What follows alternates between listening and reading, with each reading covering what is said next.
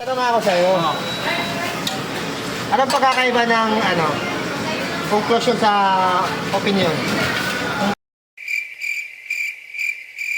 Emosyon sa opinion? Ang opinion parang parang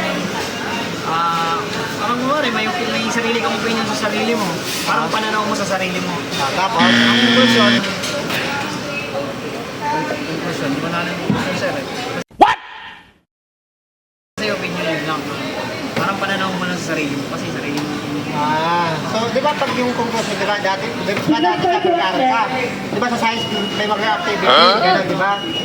Therefore, I conclude na parang hindi ka man yata nag-aaral, di ba? So, mali ka.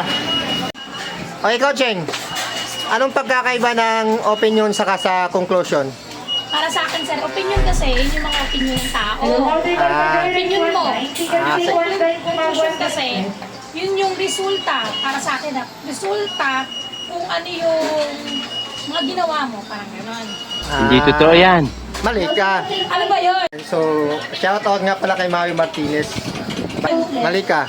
Bakit mali? Ang pagkakaiba ng opinion saka sa conclusion ay, Ano yun? Opinion lang alam ko, pero yung conclusion, hindi ko masabi. pag opinion, siyempre makakapasok ka kasi opinion yun eh. Pag conclusion, kaya makakapasok sa'yo. Okay, conclusion. Mali ka kasi ang pagkakaiba kasi ng opinion saka sa conclusion, Ano? hindi ka makakapasok. Oh. Pag opinion, siyempre makakapasok ka kasi bukas yun eh. Open eh. Open yun. Conclusion. Ewan ko sa'yo, sir. Akala ko joke.